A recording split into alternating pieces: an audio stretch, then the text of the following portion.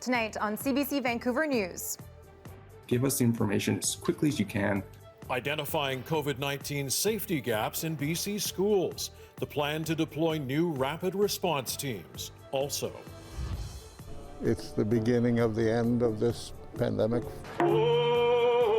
Overcoming setbacks, rolling out the COVID-19 vaccine in BC's Indigenous communities, and I certainly hope that other families can be helped by these efforts. in her first media interview, the mother of two girls murdered by their father welcomes changes to Canada's Divorce Act.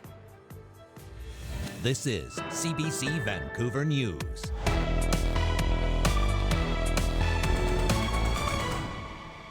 Good evening and thanks for joining us. The great gap debate appears to be settled tonight.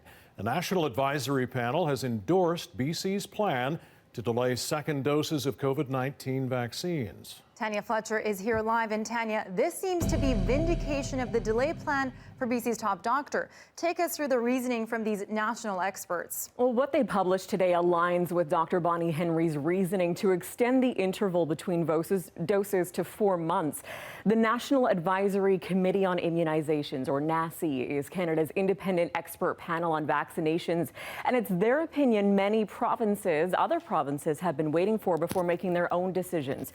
Remember, it was Monday that Dr. Henry announced a bold and surprising move here in BC to widen the window between doses from 42 days to 4 months instead.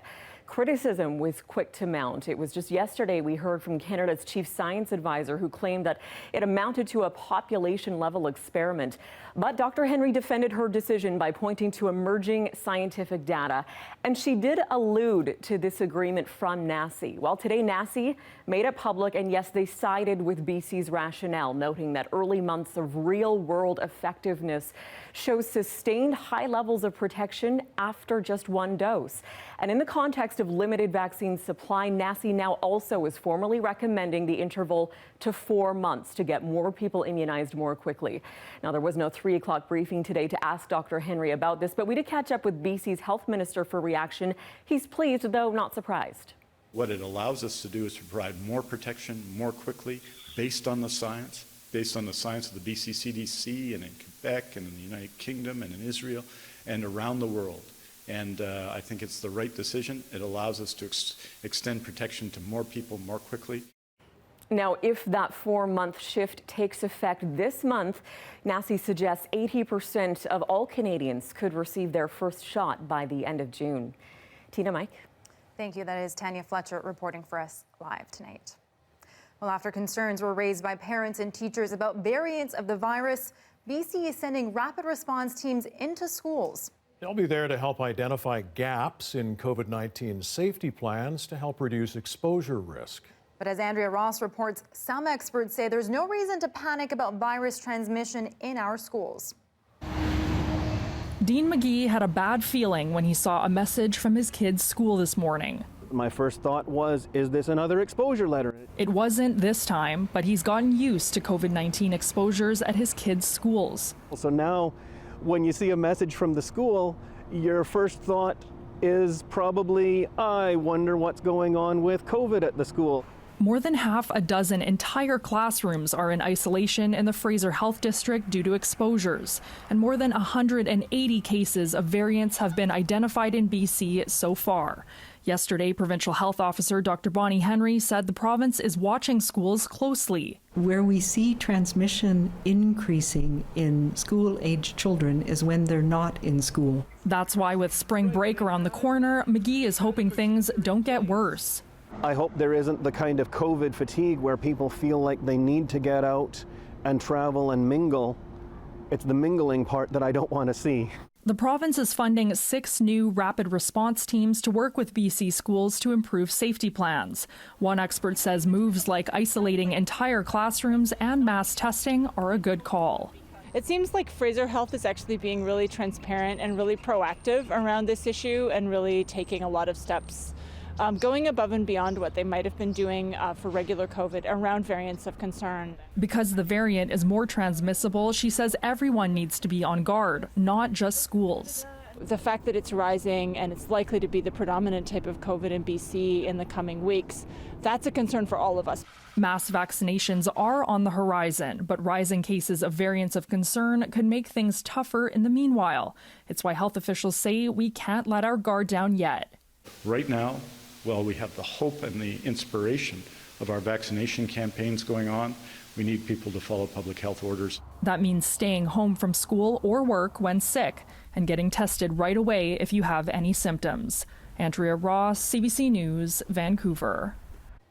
Across the province, another 18 new cases of variants have been confirmed, meaning BC has now hit 200 in total. Sadly, another 7 people have died from COVID-19. 542 more cases are confirmed, and BC is now just under 4,700 active cases. Hospitalizations are now at their highest in a month, with 64 people in critical or intensive care. And with variants in schools and youth not part of the vaccine rollout plan yet, you might have some questions tonight. So coming up later in this newscast, infectious disease expert Dr. Srinivas Murthy is back with us. He'll be joining us live. If you have any questions about children and the COVID vaccine, any questions at all really, send us an email at bcasks@cbc.ca. You can give us a phone call, 604-662-6801. And please keep those questions brief. We do want to try to get them answered. If you're watching us on Facebook or YouTube, you can leave your question in the comments section. The BC government has entered phase 2 of its COVID-19 vaccination plan, and already more than 24,000 Indigenous people in 113 rural and remote communities have been immunized. But the rollout has not been without setbacks. Angela Sterrett got a first-hand look at one First Nations community that recently welcomed the vaccine. They've been anticipating it all year. Now they're giving the life-saving vaccine and the nurses who carry it a ceremony. I'm super happy for our community to be able to receive the vaccination today. You know, we have had a challenging year. Chief Grace George's sister died of COVID-19 just this January. She wishes she could have been able to access the vaccine. Because of their efforts to socially distance, this community only saw a relatively small outbreak. But it's taken a toll. Gathering is one of our biggest, most valued things that we do as a community. So it's definitely caused a lot of anxiety and stress for everyone. It's breeze, huh? She was among the first in the Katzie First Nation to be vaccinated, a day they won't forget. It's the beginning of the end of this pandemic. So far in BC, more than 19,000 Indigenous people in rural and remote communities got the first dose, and almost 5,500 the second. But the rollout hasn't always been smooth. Indigenous communities have faced racism from those who don't understand why they were prioritized. The Nechako Lakes MLA posted to social media asking why First Nations ages 18 plus were getting the vaccine in phase 1, but not non-Indigenous people nearby. And at the start of phase 1, BC health officials apologized for taking away vaccine meant for the Newhall. There's also been miscommunication from health authorities. Some First Nations only found out through the media that their second dose was delayed when the province changed the interval between doses. While Katzie leaders tell me there was some vaccine hesitancy initially, 80% of this community was vaccinated in the end. Still, there are outstanding concerns about when vulnerable community members living in the city will be vaccinated. Our off-reserve members are very much connected to our on-reserve families, and I would have loved to have had the opportunity to provide this vaccination to them as well. And she isn't the only one. It doesn't matter where they are. It doesn't matter if they're urban, rural, remote. They're still at increased risk. About 78% of all Indigenous people in BC don't live on reserves. The Ministry of Health says it's vaccinating Indigenous people off reserve age 65 plus in phase 2. Angela Sterrett, CBC News, Katzie Territory near Pet Meadows. Complaints are mounting about mandatory quarantine stays for travelers returning to Canada. Some people claim the conditions are unjust. As Isabel Regem tells us tonight, they feel the process is more of a hotel cash grab than a safety measure. Inhumane would be my main word. Steve Thurgood doesn't hold back describing his mandatory hotel stopover in Richmond. He returned to BC after spending the last 4.5 months at sea working on a freighter. Even there, he says, meals were better than the cold, bland ones served at the quarantine hotel. 3 nights here was $820, which is cheaper than a lot of the hotels around here. But it's still a fair chunk of change that I wasn't expecting to spend when I came back home after 144 days at sea. Srihari Murthy and his 8-year-old son were also unimpressed. Yeah, hotel was like something you get into the room and you're locked. The two flew into YVR from India last week after providing post-surgery care for the boy's grandmother. Murthy says he had to pay for a 3-night stay despite being given the okay to leave after just 1 night. The negative results came in just 10 hours. And the problem is they're not refunding any money. Completely absurd. Complaints have been mounting from quarantine travelers across the country since the rules came into effect. Some say they were told to wait in rooms with dozens of other travelers. I've interacted at that point with more than 50 people. So what was the point? Steve Thurgood also got to leave his hotel after just 1 night, but has to pay for 3. He believes hotels are reaping the benefits. I think they're jumping on the bandwagon and they see this as a little bit of a cash cow, because typically within 48 hours for sure, everyone gets their test results back. When asked about growing complaints, Health Canada didn't address specifics, but says hotel stopovers are non-refundable and that the Public Health Agency of Canada is in daily contact with hotels to support their needs. Travelers like Thurgood believe there has to be a better way to protect Canadians without the unnecessary hotel costs and chaos. Isabel Regam, CBC News, Vancouver. The first shipment of the recently approved COVID-19 vaccine from AstraZeneca has arrived in Canada. 500,000 doses were delivered today. Some of it will be heading BC's way. The Prime Minister says it ensures the vaccination timetable can be met, maybe even earlier than expected. We expect all Canadians to be vaccinated by the end of September for those who want it. We are seeing, however, an increase in the number of vaccines coming into Canada, as we had hoped for. It's possible that those timelines be moved forward, and we're certainly going to work closely with the provinces in order to try and get to that, to get vaccinations to Canadians as quickly as possible so that we can loosen and reopen as quickly as possible. BC has said it may use the AstraZeneca vaccine for frontline essential workers, including first responders, teachers, and those working at food processing plants. Canada is also expecting to receive about 445,000 doses of the Pfizer vaccine this week.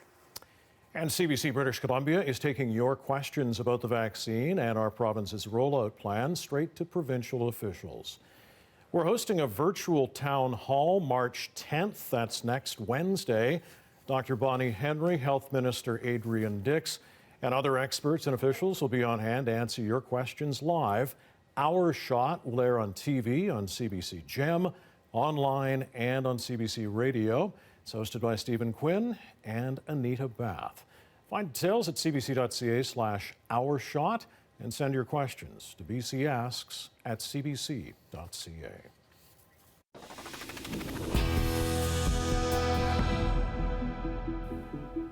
The Vancouver Island mother of 2 young girls who were killed by her ex-spouse on Christmas Day is speaking publicly in her first TV interview. Sarah Cotton Elliott says she wants to bring attention to new changes in divorce law, which could have saved her daughters' lives. As Mira Baines reports, starting this month, the courts must consider the impact of family violence in making parenting and contact arrangements. The fact that family violence and coercive control is now written into national legislation is a huge step forward in family law. And surprisingly, it hasn't been in there before. and it should have been in there a long time ago. Sarah Cotton Elliott is speaking out on video for the first time since her daughter's 6-year-old Chloe and 4-year-old Aubrey were killed in an Oak Bay apartment. Her former common-law spouse murdered them on Christmas Day during their visit with him. As part of new divorce law rules, courts must now also consider the presence of family violence in the context of making parenting and contact arrangements. I didn't realize that none of it was in there when I was going through family court in 2016. But when the judge made her decision, it was very evident that she was not taking those types of things into account when making her decision. They are the first major changes to divorce law in more than 20 years. It's too late in Cotton Elliott's case, but she wants other women to be aware that family violence includes sexual abuse, harassment, psychological abuse, and financial abuse. I would hope that changes like this could have changed the outcome, I don't know for sure if they would have, but I think the language has been changed within the new Divorce Act, which I think is important. It's meant to be less adversarial. In 2016, when Cotton Elliott's custody dispute went before the court, her former spouse owed nearly $30,000 in child support. During the trial, the mother testified that back in 2013, that her former spouse threatened to blow up the house if he didn't get a breakdown of what happened to a child care benefit check. She said he looked angry and crazed. She testified that 2 days later, he pinned her to the bed and she called police. A restraining order was issued.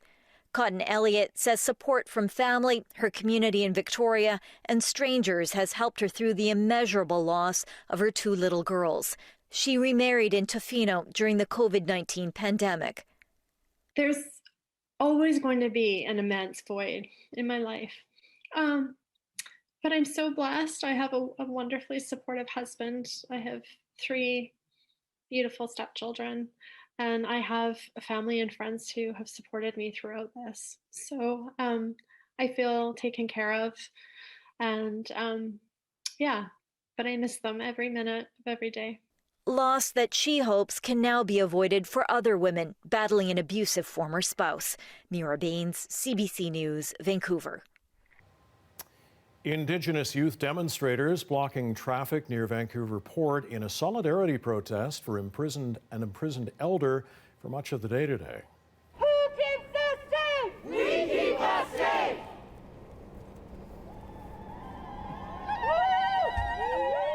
The protest was organized by the Braided Warriors. It's an activist group from the Musqueam, Squamish, and Tsleil-Waututh nations. According to the group, it says the protest was in response to the sentencing of Trans Mountain Pipeline protester Stacey Gallagher to 90 days in jail. And we're going to go there right now. This is a live shot at Clark Drive and Hastings Street tonight. Just a short time ago, Vancouver police officers moved in on this protest, but as you can see, that intersection, a major intersection at this time of night, is still being blocked by the protesters and the police officers who are now trying to deal with this situation that's been going on, well, since about last night at this time. So we'll see what happens throughout the course of the evening, and we will keep you updated throughout the night. Investigators in North Vancouver believe alcohol was a factor in a deadly crash last night. The head-on collision at about 11 left 1 woman dead and 2 others injured. RCMP say the male driver of a westbound Audi crossed the center line on low-level road and crashed into a car heading east. The woman driving that car was killed. Her male passenger is in critical condition. The Audi driver has serious but non-life-threatening injuries. We're not able to provide further detail on where the investigation has led to this point. Suffice it to say that alcohol may be a factor in this collision, as may be speed. Mounties say they're investigating dangerous operation of a motor vehicle and refusal to provide a breath sample. The NDP has announced new legislation targeting gang members. The goal is to make it harder for them to buy, transport, or possess real and imitation firearms.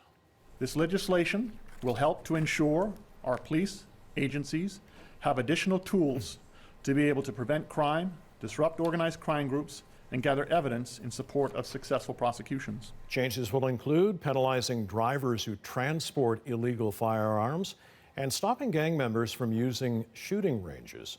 It would also prohibit people from having real or fake firearms in places like schools and hospitals. Meng Wanzhou and her lawyers were back in court today arguing she is the victim of political interference. Lawyers are accusing former U.S. President Donald Trump of leaving a stain on the Canadian justice system. His threats to intervene in extradition proceedings in pursuit of a trade deal, they argue, reduces Meng to an object rather than a human being. They want the case dismissed over abuse of process. The Crown characterizes those arguments as thin, accusing Meng lawyers of taking comments made by American and Canadian officials out of context. A decision on the extradition request isn't expected until much later this year. The 49-year-old, who is Huawei's chief financial officer, is charged with fraud and conspiracy in the United States.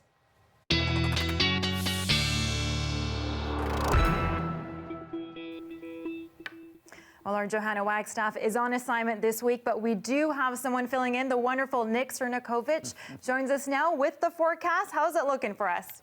Well, you know, we've got a few wet days ahead, but after that, we're back into dry weather once again. So not unusual for this time of year, not a huge amount of rainfall, but we are seeing the pattern start to break down, and that's going to bring some rain heading into, of course, the weekend. So here's how it plays out. Now, that's the system that we've been tracking for the last couple of days there.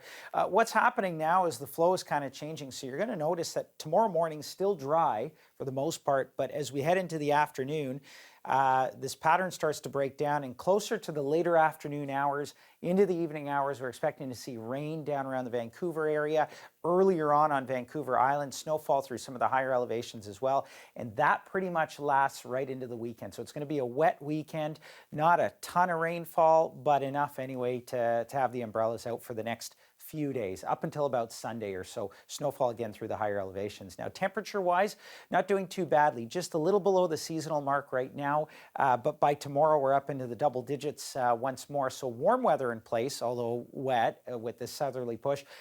3 degrees tonight, 7 tomorrow. It'll be dry.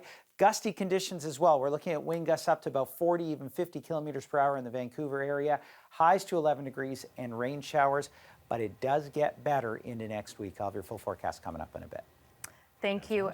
That is Nick Cernakovic, and I got to say, we've had a few different pronunciations of your name, and I've put so much pressure to make sure I get it right. And Cernakovic. I know, well, that's it, right? When the pressure's on, don't worry about it. We'll get it right by the end of the week. Thanks, Nick. Yeah, exactly. We'll talk to you again a little bit later on. Do that. And a reminder, you can also watch our newscasts live on CBC Gem.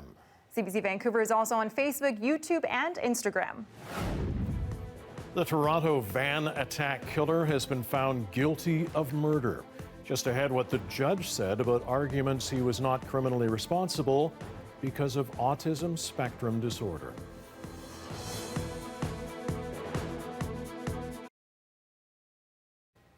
And thanks for staying with us during our commercial-free live stream.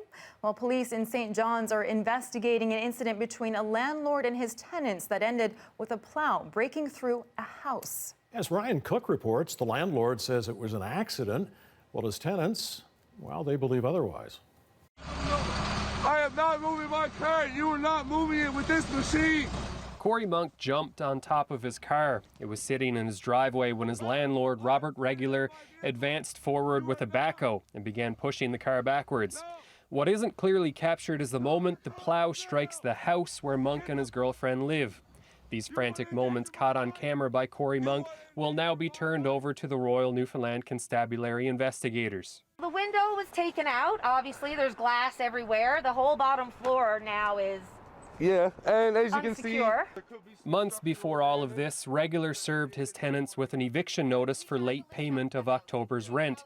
The couple says they paid the rent before the eviction date, which would legally mean they get to stay. But Regular argues they haven't paid the full amount, and a dispute resolution hearing has been delayed for months. We've been stuck between a rock and a hard place for a very long time. And because of COVID, everything is slowed down with the tenancy board, with the city, with everything. So that's completely understandable. But because it's slowed down, our landlord decided to take the law into his own hands this morning.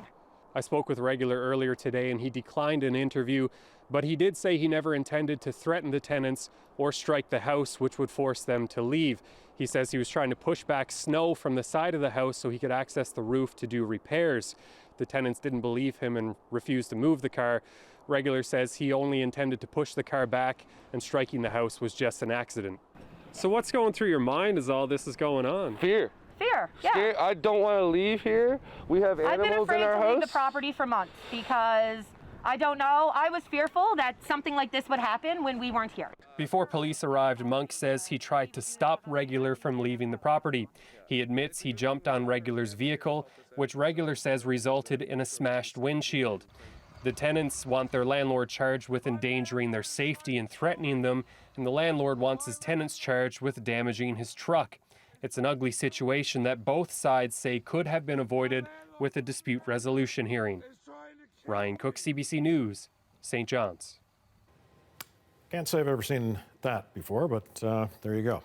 And we'll be back in a few minutes with more on the guilty verdict given in the deadly Toronto van attack case and the Prime Minister's announcement on the AstraZeneca vaccine.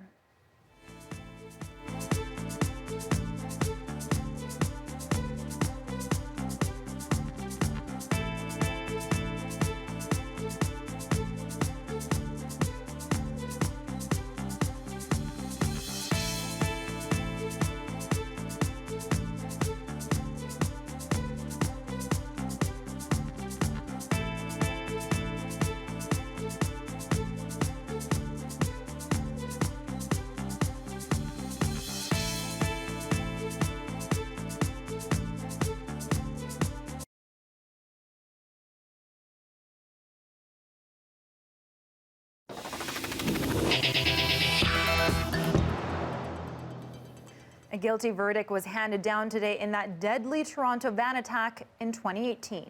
A judge declared Alec Manassian criminally responsible on 10 counts of first-degree murder and 16 of attempted murder. Manassian admitted to planning and carrying out the rampage, but as Farah Morali reports, his lawyers argued his autism spectrum disorder meant he should not be found criminally responsible. It's been nearly 3 years, but the images and the aftermath of the deadly attack are still fresh in so many minds. Jin Hoon Kim, So Hee Chung. One by one, the names of those who were killed that day were read aloud as victims and their families stood side by side outside the courthouse. Today, Alec Manassian, the man who deliberately drove a van down a Yonge Street sidewalk, killing 10 people and injuring 16 others, was found guilty. It's like you're holding your breath for 3 years and you can finally breathe. Today, relief from family members of those who died. I don't really know how else to explain it. We get a chance to kind of continue a life, finding our new normal and kind of being and living that again.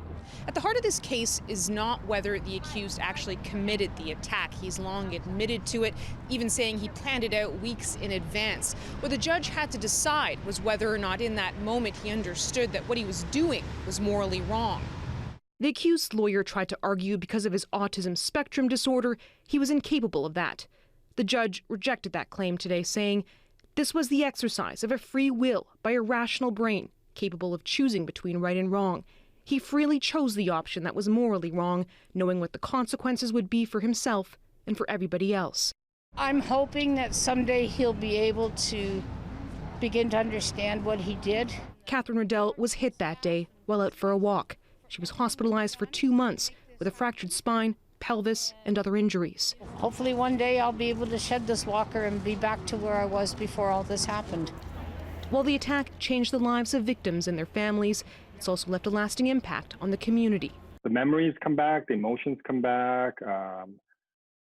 I think everyone right now is bracing themselves, at least as faith leader, we're bracing ourselves for many people to be talking about it and wanting and needing to share and kind of come back together and remember together. Remember, but not forget what happened on these streets.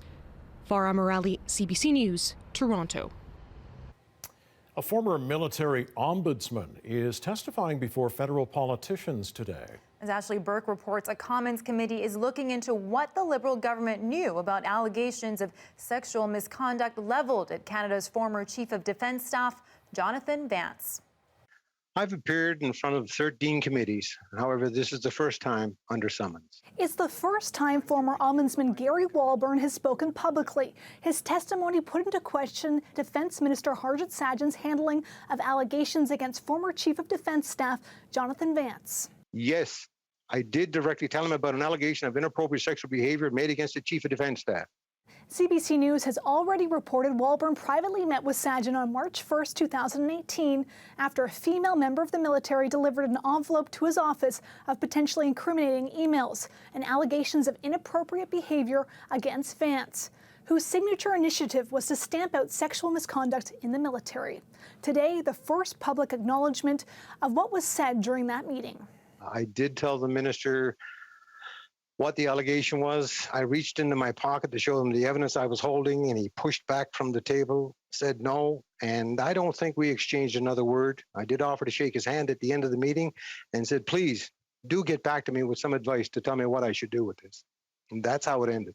Walbourne testified the meeting ended abruptly. He claimed Sajjan didn't respect his request to keep the informal allegation confidential because the Privy Council office later called him about it. I was completely floored when they asked me about the details of the complaint and the allegation against the Chief of Defence Staff, when I had specifically told the minister that I did not have the complainant's permission to investigate, and it was to be held in confidence. This testimony vital because Sajjan said he was surprised by the allegations and repeatedly declined to directly answer the committee's questions. One thing I can assure you, that any allegations or any information that were brought forward was always quickly and taken to the appropriate authorities for the appropriate action. MPs questioned Walbourne about what he wanted Sajjan to do. He said he wanted the minister to give him some advice, that there was no book or manual about what to do with an allegation against the Chief of Defence. But he says that Sajjan didn't meet with him again. Ashley Burke, CBC News, Ottawa. And this afternoon, the Defence Minister said he disagrees with parts of that testimony. Harjit Sajjan says he was shocked, as everyone else, about the allegations that were first made public last month. Sajjan says any suggestion he did not act appropriately is wrong. Coming up after the break, infectious disease specialist Dr. Srinivas Murthy joins us to take your vaccine questions. Today, we're asking him about children and youth and the vaccine. So if you have a question, you can put them into our chat online, or you can send us an email at bcasks@cbc.ca, or you can do it the old-fashioned way and call us at 604-662-6801.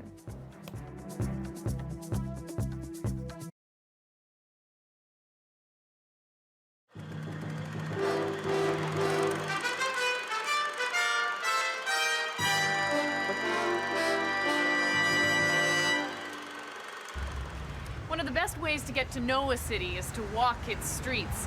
So that's what we're going to do. We're going to take you for a walk down two streets that show how Vancouver has changed. This is 4th Avenue in the heart of Kitsilano, one of the best known and most popular neighborhoods in the city. 4th Avenue looks like most other city streets, just one long stretch of cars and stores. But just turn the corner. It's not just the Blossoms, but Kitsilano's quiet residential streets. I got it. And Kit's Beach. All of this still only 10 minutes from the downtown skyscrapers. And it's all of this that draws people to Kitsilano. I'm much better off here. They're coming in too. It was in Toronto. Oh yeah, I want to put that over there in the kitchen. Okie doke. Just about a block from Kit's Beach, Andy Brulet's moving in. He came from Ottawa for a job as an engineer. There are no jobs in Ontario for me that I could find. So it was pretty much necessity, and it just worked out for the best. He's paying $410 a month for this one room and kitchen. He shares the bathroom upstairs. Craig Muskeen sells real estate in Kitsilano. We get a lot of people from other areas. Other parts certainly, of Canada? yes, yes. Certainly not your standard family. what we find is probably the majority of our clients are the classic young professionals who are moving upwardly in their career. It's not the most expensive part of town, but the popularity of Kits has pushed up rents and house prices. The average price for a detached house in Kits now is $369,000. But still, Muskeen says they keep coming. Meet John Kidder, no newcomer. He came here as a student in the early 70s.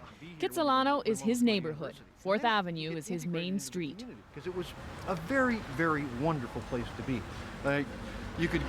I remember sitting down with a fellow I used to play chess with, and people would come running into the room saying things like, "Oh my God, Jupiter's gone into Pisces. What are we going to do?"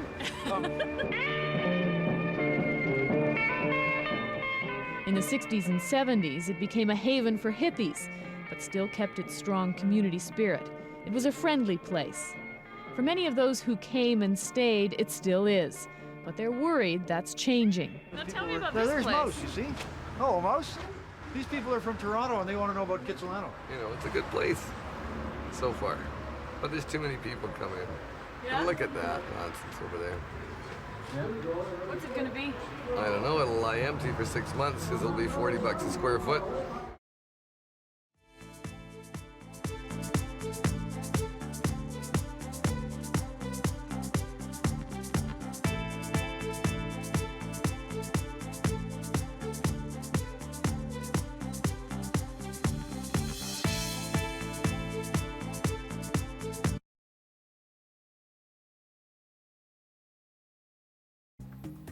And here are some of the stories we're following tonight on CBC Vancouver News.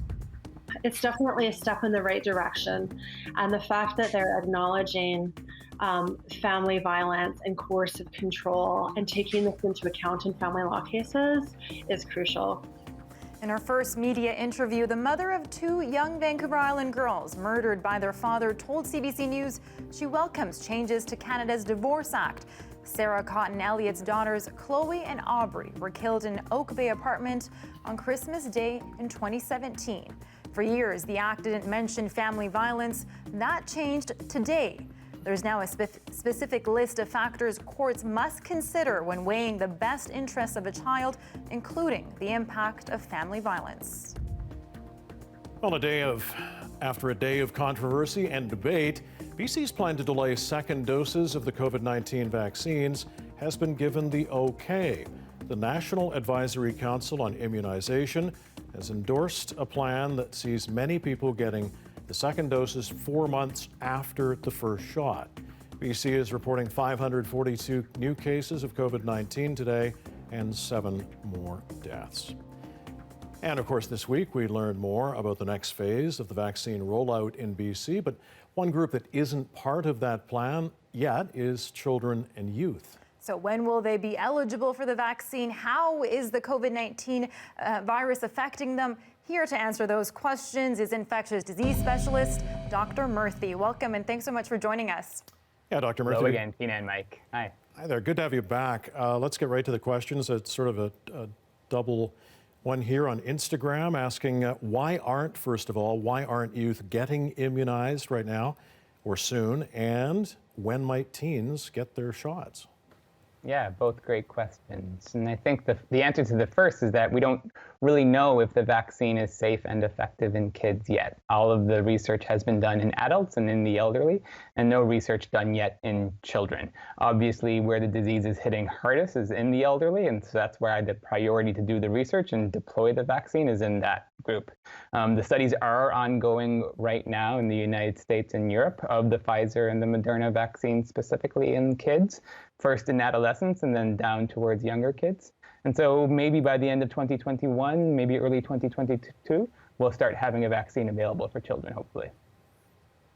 And you know, these new variants are, of course, top of mind for many parents, as we've seen the variants recently detected in schools. So should parents and caregivers be concerned about this? Are we seeing more transmission because of the variant? So the variants we do know, especially the variants coming, say, the ones we know about from the UK or South Africa, are associated with increased transmission. And so obviously it's something of concern if there becomes more cases of that variant circulating in British Columbia, and particularly in schools. And so from a transmissibility perspective, it is something to be concerned about. From a disease in children perspective, it should be the same disease as we've seen over the course of the past year. So nothing more to worry about from that perspective, but you are at higher risk of getting it given the transmissibility. All right, very good. Here's another one from Instagram, and I suppose this depends on the age, but can international students here with study permits get vaccinated? International students here with study permits get vaccinated. Given that they're students, presumably that they're going to be reasonably young, and so they're going to be further along down the track compared to who's at a priority right now, which is obviously the elderly, and then those with other comorbidities or at higher risk. And so I can't comment as to when the student from international regions would be vaccinated. Ideally, everyone in Canada who wants a vaccine would get one. We have an email in from Dale who asks, could you please explain in basic terms what a variant of the COVID virus is, and is it possible that a variant or variants will require a different vaccine at some point? So I guess in basic terms, the virus changes over the course of its spread around the world. And one of these changes, if it becomes a consistent change, is something called a variant. And that's what we've seen in, say, the news over the past few months, emerging one from the United Kingdom, one from Brazil, one from South Africa, and other parts of the world.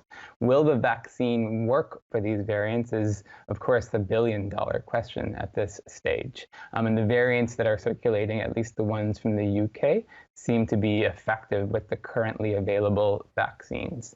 The ones from South Africa, there may be one of the vaccines that may be less effective, but at least effective enough to prevent hospitalizations and severe disease, which is reassuring. Okay, Dr. Murthy, here's one from a viewer wanting to know, will I be able to travel to see family, go to school after the first dose of the vaccine, or will I have to wait for the second one? So obviously it depends on a lot of factors there, but for now we're saying all essential travel is going to be, only essential travel is recommended at this stage. Traveling beyond those inner circles at our current stage of the pandemic is not going to be recommended. How much immunity we get at the sort of herd level, which is what I think that question alludes to, is unclear at this point as it relates to whether one dose will get us there. Unlikely, to be honest, and we'll likely have to wait for those 2 doses to be given so that we can feel more confident that the immunity we have as a population is sustainable.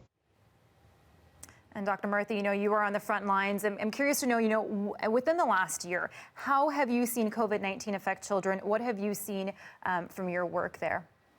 Sure. And so the acute COVID-19, the kids who actually get the virus and have symptoms, is reasonably rare that it would cause severe disease.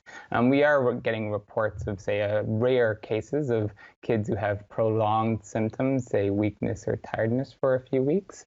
What we're seeing more of is that post-COVID condition, something called MIS-C, which is an inflammatory condition that tends to occur a few months after their initial infection. Still very rare, and only a handful of cases across the entire British Columbia over the course of this outbreak. And so still a reasonably infrequent condition across our province.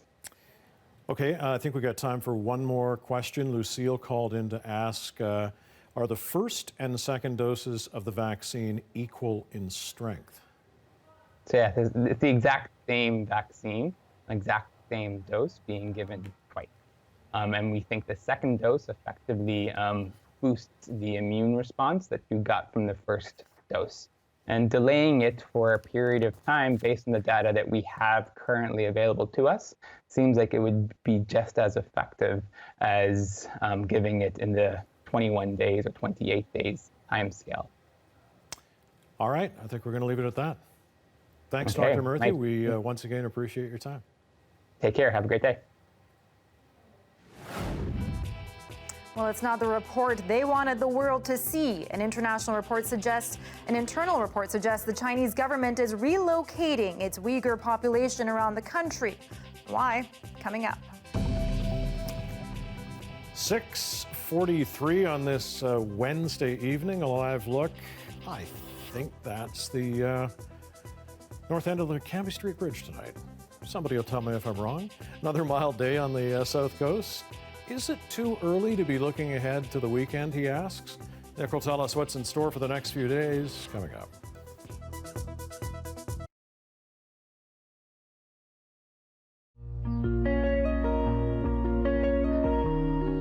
Tony spends a lot of time up there. Being a coach does define who he is as a person. There's times where it's kind of like, I know this is your job and you get paid for it and you want to support these kids, but you got kids over here that also need it. So he tries to have that balance where, okay, I want to make sure that my kids are getting the same amount of love and care that his players are getting. I don't mind picking up the slack as long as he has that intimate time with the kids. I'm happy. I just want to make sure he's good here so he can be good out there. You have to manage all these things at the same time. I think your compassion level as a coach has to be superb to understand and be able to talk to them and mentor them. And I'm not saying replace their mother and father, but you have to be more than a coach when they're here.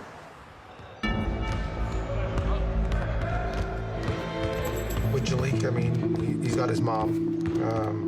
His dad passed away, so it's something where, you know, I think, you know, he needs a father figure. He's got a lot of great people in his side and mentors and uncles and that, but we're with him every single day, so we have to be that for him. And I think all our coaching staff has agreed. It's not an option to allow him to feel like he doesn't have anyone in his corner or on his side.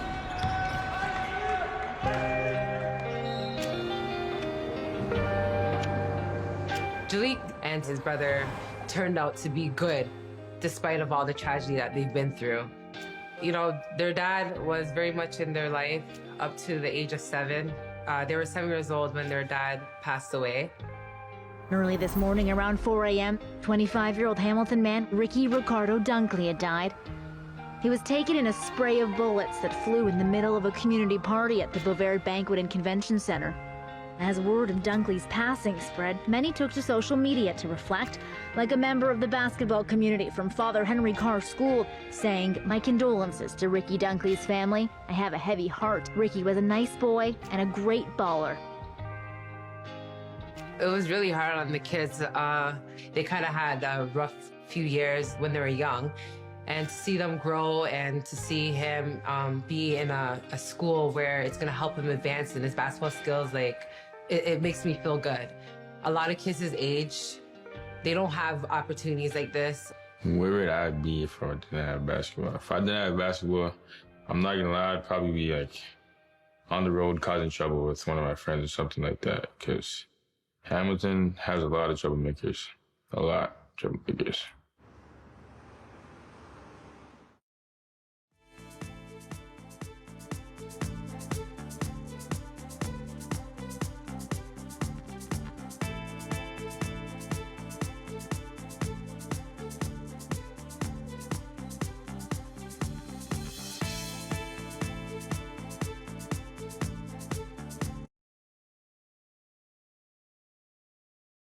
You have questions about the vaccine, and we want to hear from you. Join us for a very special CBC British Columbia Town Hall, Our Shot, Vaccinating BC, on March 10th at 7 p.m.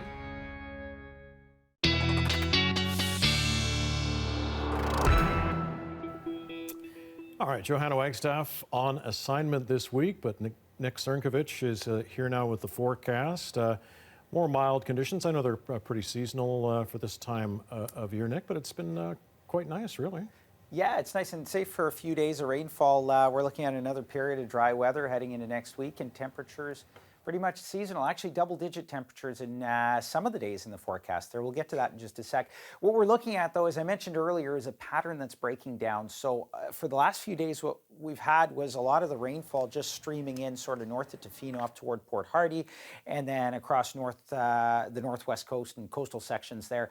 This whole pattern is starting to break down, and as it does, we've got a few things going on. We've got wind warnings that are in effect now across some of the coastal sections there, wind gusts up to about 100 kilometers per hour, and this pattern also bringing with it some rainfall to the Vancouver area as we head through tomorrow. Now, this takes us through till tomorrow morning, so still looking at just cloudy skies, but as we head into the afternoon hours, we're going to see rain pushing across Vancouver Island.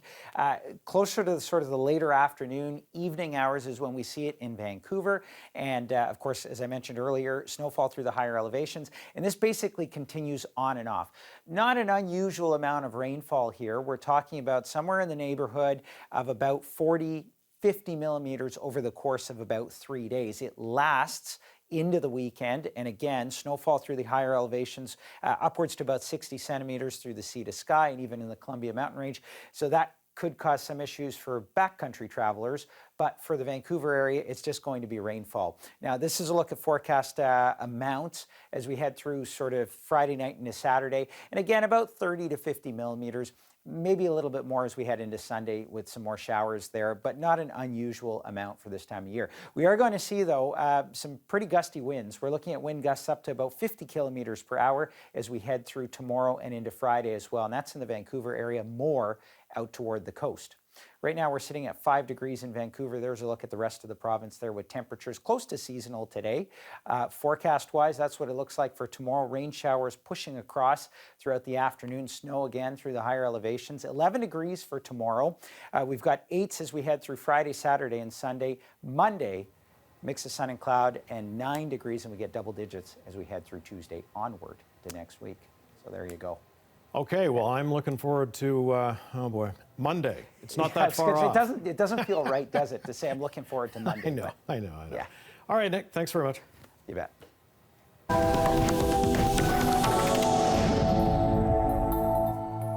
The United Nations says at least 38 people have been killed in the deadliest day of violence in Myanmar since the military coup on February 1st.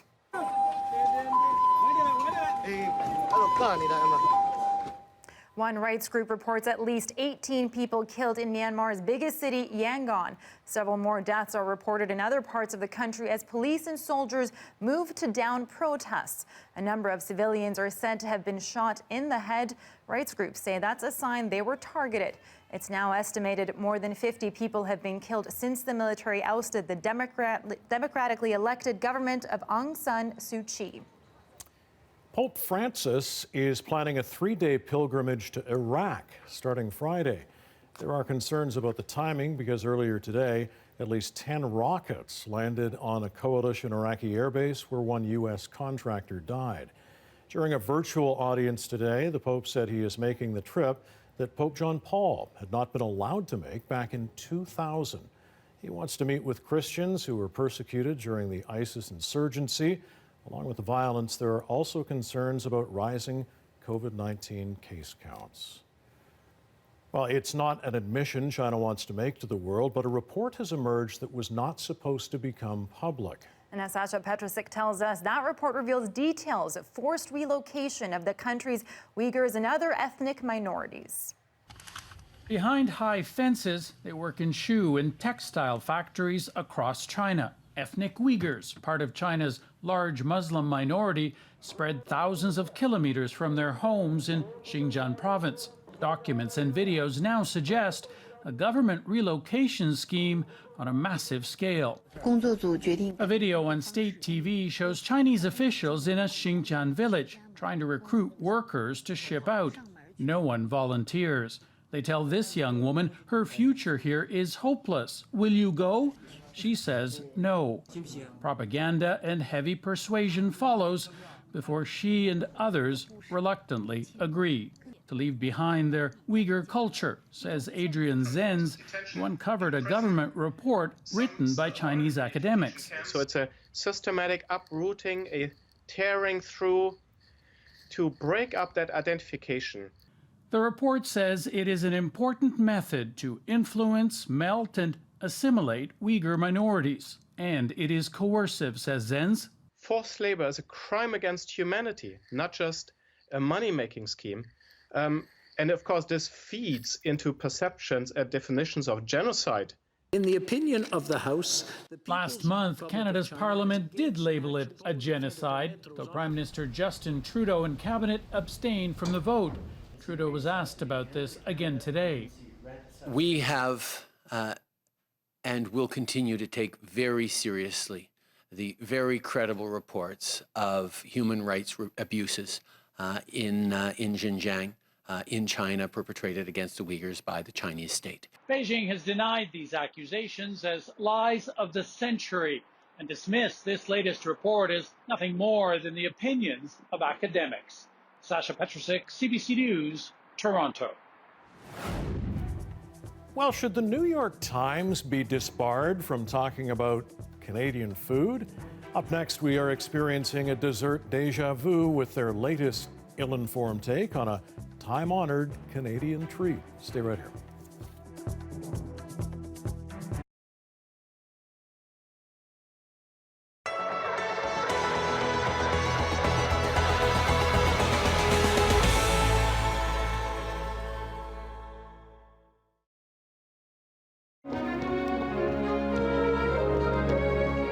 As theaters continue to remain shuttered in Manitoba, the Royal Winnipeg Ballet has found a way to keep its 81st season going. The RWB will be showcasing Visions of Swan Lake online in a new digital performance that audiences will be able to watch from their couch. And of course, we had to make it smaller and put it on the small screen for everybody. Swan Lake was on our roster of ballets that we were going to perform at the concert hall. So we thought that it was a great ballet just to pivot into a digital film form. It's very iconic, it's classic, it's something that the dancers really need to do in their repertoire. The RWB partnered with the Winnipeg Symphony Orchestra for the show. The production, filmed at the Centennial Concert Hall in February, was done under strict public health guidelines. RWB Associate Artistic Director Tara Burtwhistle says the ballet remains true to itself, still featuring the iconic music, characters, and storyline, but with a twist. The changes also include the addition of masks to the costumes, which were all handmade by our in-house wardrobe department. And you'll also notice that the same role is played by multiple dancers. That's so that the dancers have been working in cohorts so that it reflects the casting of Swan Lake. The season hasn't been the same for the RWB. The ballet has been forced to move performances online. Classes and auditions were also done virtually. Chen Xin Liu plays the evil Black Swan in the production. This is kind of a challenge part for me to make myself to look mean and then recover the half face. So all I can do is only the eye part and then the upper part of my face. So I think I might, like for my eye, I need to do more. The soloist says she enjoyed filming the ballet, but she misses live performances. It is quite different. Like usually we perform on stage and I got more nervous and the audience is there and they clap for you. So that's totally different energy. And now we are faced to the cameras. We have 3 cameras. So I felt like I was more relaxed. I'm still prefer the on stage, the nervous part.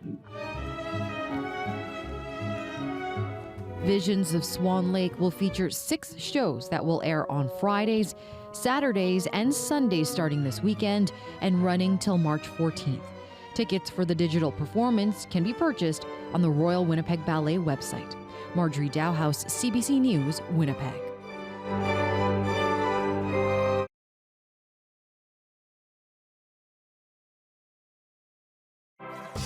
Hi, I'm Amy Bell, and here's what's in your CBC Vancouver inbox.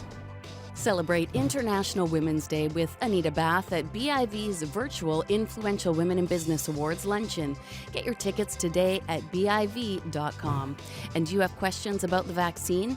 Tune in to CBC TV and radio on March 10th at 7 p.m. for our town hall, Our Shot, Vaccinating BC. Get all the details at cbc.ca/ourshot.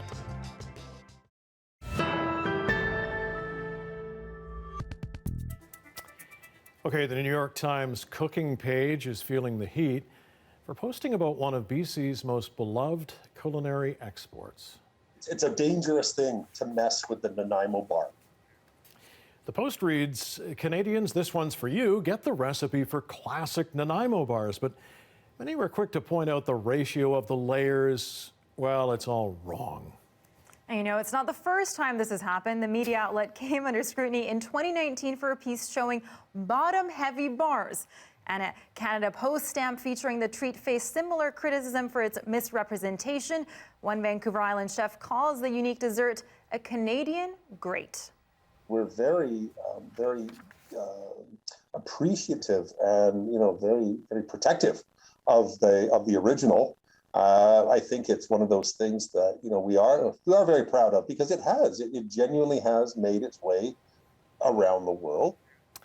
Walker Duncan says the base and custard layers should be equal, while the chocolate top layer is thin so it doesn't fall apart when you bite into it. Yeah, I mean, it's nice that it's getting, noticed, but you can't, Tina, you can't mess with the Nanaimo bar recipe. It can't. It's all about proportions, It's got to be right.